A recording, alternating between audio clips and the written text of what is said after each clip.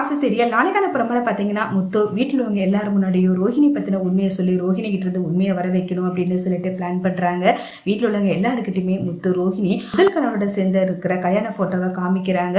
இந்த ரோஹிணிக்கு ஆல்ரெடி கல்யாணம் ஆயிடுச்சுப்பா, இது உண்மையான பேரு கல்யாணி தான். கிருஷை வர வச்சு கிருஷ் உண்மையை சொல்லு, உன்னுடைய அம்மா யாரு, எனக்கு எல்லா உண்மையுமே தெரிஞ்சிருச்சு, நீ பொய் சொன்னா கண்டிப்பா இந்த வீட்டில் உன்னால இருக்கவே முடியாது, கடைசி வரைக்கும் உங்க அம்மா கூட உன்னால சேரவே முடியாது அப்படின்னு முத்து கிருஷ் கிட்ட எல்லாத்தையும் புரிய வைக்கிறாங்க. கிருஷோ என்னுடைய அம்மா வேற யாரும் கிடையாது, ரோஹிணி தான் என்னுடைய அம்மா, இவங்களுடைய பேரு கல்யாணின்னு சொல்லிட்டு கிருஷ் முன்னாடியும் உண்மையை சொல்லிடுறாங்க.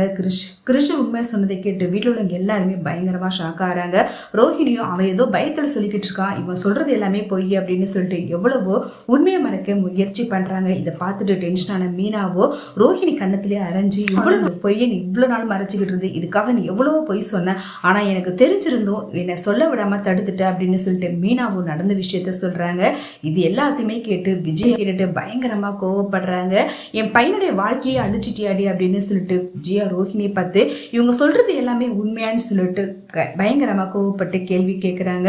ரோஹிணியும் பயத்துல எல்லாரும் என்னை மன்னிச்சிடுங்கன்னு சொல்லிட்டு காலில் விழுந்து கதறாங்க. வாழ்க்கையில நடந்ததையும் எல்லாருக்கிட்டையும் சொல்லி புரிய வைக்க பாக்குறாங்க. ஆனா விஜயாவோ பயங்கரமா கோவப்பட்டு, இப்படிப்பட்ட பொண்ணு என் பையனுக்கு தேவையே இல்லை, இப்பவே இந்த வீட்டு விட்டு வெளில போயிடு, இந்த பையனையும் உன் கூட கூட்டிட்டு போயிடு, எவன் பத்த பிள்ளைக்கு ஏன் புள்ள அப்பனா இருக்கணும் அப்படின்னு சொல்லிட்டு இது நடக்கவே நடக்காது, இன்னில இருந்து நீ என் மருமகளே கிடையாதுன்னு சொல்லிட்டு விஜயா ரோஹிணியோ கிருஷியும் சொல்றாங்க. அதை பார்த்துட்டு அண்ணாமலையோ விஜயாவை சமாதானப்படுத்த முயற்சி பண்றாங்க. ஆனா விஜயாவோ என்னால முடியவே முடியாது, எவனோ பத்த பிள்ளைக்கு ஏன் உள்ள அப்பனா என்னால நினைச்சு கூட பார்க்க முடியாது அப்படின்னு சொல்லிடுறாங்க.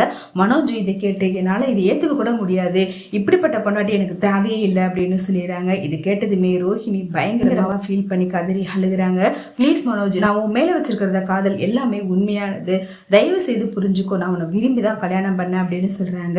ஆனா மனோஜ், நீ வேற ஒருத்தன் பொண்டாட்டியா இருந்துகிட்டு எப்படி ஏன் மேல பாசத்தை காட்ட முடியுதுன்னு சொல்லிட்டு ரோஹிணியை அசிங்கப்படுத்தி பேசுகிறாங்க. ரோஹிணி எதுவுமே பேச முடியாம தலை குனிஞ்சு போய் நிக்கிறாங்க. ரோஹிணி மீனா கிட்ட ரெண்டு பேரும் சேர்ந்து பிளான் பண்ணி என்னை அப்படி மாட்டி விட்டு என் வாழ்க்கையை அழிச்சிட்டீங்களா, உங்களை நான் சும்மாவே விட மாட்டேன்னு சொல்லிட்டு ரோஹிணி கோவப்பட்டு கத்துறாங்க.